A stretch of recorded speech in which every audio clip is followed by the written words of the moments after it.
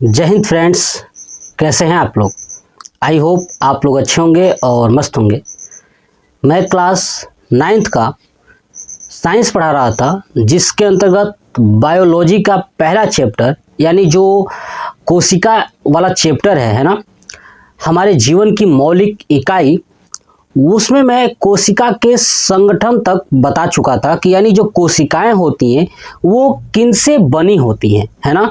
कोशिकाएं के कितने भाग हैं, तो मैं समझाया था कि जो एक कोशिका है वो 3 चीज़ों से बनी होती है। एक तो बाहर की आवरण यानी बाह्य आवरण, ठीक है, दूसरा जीव द्रव्य और तीसरा कोशिकांग, ठीक है। ये चीज़ें मैं बता चुका था।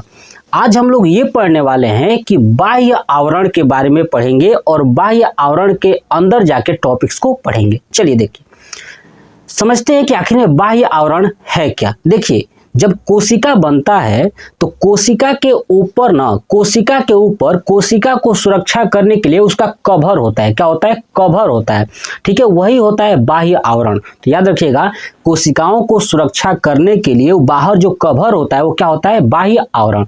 अब कोशिकाओं को 2 तरह से सुरक्षा होता है। एक कोशिका वो होती है जो मनुष्यों में, जीव जंतुओं में होता है, और एक कोशिका वो होती है जो पेड़ पौधों में होता है, ठीक है। तो देखिए, पेड़ पौधे में जो कोशिका होती हैं उनको सुरक्षा करने के लिए बाहर जो आवरण होता है वो अलग होता है, और जो मानव होते हैं, जीव जंतु होते हैं, इनमें जो कोशिकाएं होती हैं इनके बाहरी सुरक्षा के लिए अलग होती हैं, ठीक है। तो चलिए अब हम लोग पेड़ पौधों से पढ़ते हैं। यानी सबसे पहले ये जाने कि जो पेड़ पौधे होते हैं उनकी जो कोशिकाएं होती हैं वो कैसी होती हैं। देखिए, तो मैं आपको बता दूं कि बाह्य आवरण में 2 चीजें पढ़ेंगे, एक कोशिका भित्ति और दूसरा कोशिका झिल्ली। तो मैं जो बता रहा था कोशिका भित्ति के बारे में, यानी ये जो है कि केवल पेड़ पौधों में ही पाए जाते हैं। याद रखिएगा, कोशिका भित्ति केवल पादप कोशिकाओं के अंदर ही होते हैं। ये एनिमल्स यानी जानवर, जीव जंतु मानव में नहीं पाए जाते हैं। मानव में कोशिका झिल्ली होती है, ठीक है, और कोशिका भित्ति कहाँ होती है? पेड़ पौधों में। और पेड़ पौधों में कोशिका झिल्ली भी होती है। मतलब एक बात आपको समझ में आ गया कि कोशिका भित्ति और कोशिका झिल्ली पेड़ पौधों में होते हैं और मानव में सिर्फ कोशिका झिल्ली होती है। तो चलिए हम लोग पहले पढ़ेंगे आज कोशिका भित्ति के बारे में। इसको इंग्लिश में बोलते हैं सेल वॉल, ठीक है। तो मैंने बोर्ड पे सब कुछ लिखा हुआ है, आपको चीजें समझाऊंगा, आप ध्यान से समझिएगा।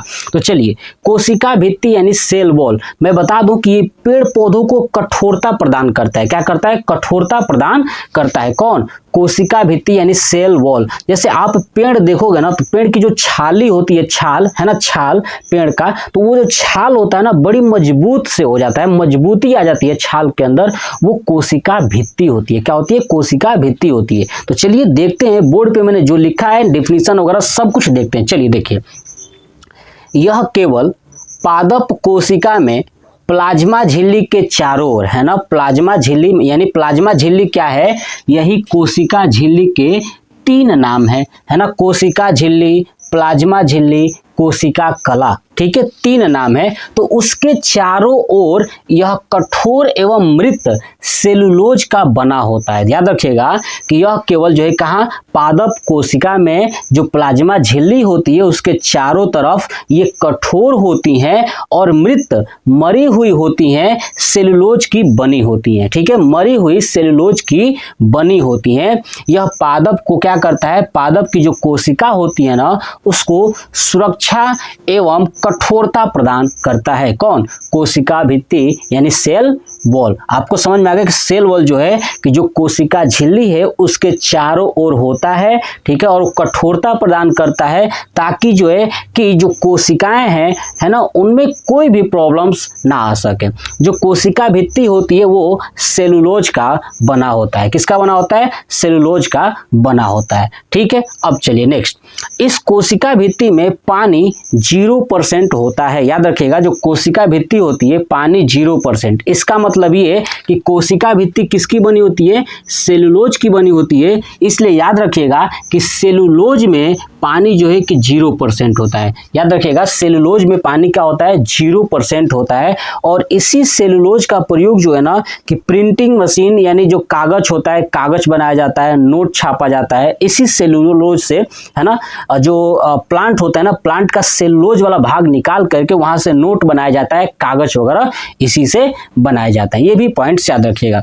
नेक्स्ट देखिए, जो ये कोशिका भित्ति है ना, ये कोशिका भित्ति में 3 परत होते हैं, एक प्राथमिक, एक मध्य और एक द्वितीयक। याद रखिएगा कि कोशिका जो भित्ति होती है उसमें 3 परत होती हैं, प्राथमिक, मध्य और द्वितीयक, ये 3 परत होती है, जिसके कारण ये कोशिका भित्ति का निर्माण हुआ है। यानी कोशिका भित्ति में 3 परतें हैं, ठीक है। और ये जो मध्य पटलिका है ना, मध्य पटलिका बीच वाली जो कोशिका भित्ति की परत है, ये सीमेंट की तरह मजबूत होती है ना। ये मध्य पटलिका है जो सीमेंट की तरह बहुत ज्यादा मजबूत होती है, याद रखिएगा। अब देखिए नेक्स्ट जानते हैं कोशिका के यानी कोशिका भित्ति के कार्य। देखिए पहला कार्य यही है कि यह कोशिकाओं को सूखने से बचाता है ना। जो कोशिकाएं हैं, कोशिका देखिए बाहर ये कोशिका भित्ति है, तो जो इसके अंदर कोशिकाएं हैं उनको सूखने से बचाता है। दूसरा, कोई भी रोग हो, है ना, कोई भी रोगाणु हो, क्या हो, कोशिका में न जाने पाए, है ना, उसको क्या करता है, रोकता है। यानी रोगाणु को कोशिका में जाने से रोकता है। यानी बाहर से कोई भी रोग कोशिका के अंदर न चला जाए, ये बाहर दीवार की तरह, है ना, यानी सेल वॉल, कोशिका भित्ति दीवार होता है, ये मजबूत होता है, ये अंदर जाने से रोगाणुओं को रोकता है। तीसरा क्या काम करता है कि पौधों को सीधा खड़ा रखने में ये मदद करता है। कौन, कोशिका भित्ति। क्योंकि कोशिका भित्ति मजबूत होता है ना, तो पौधे सीधे होते हैं।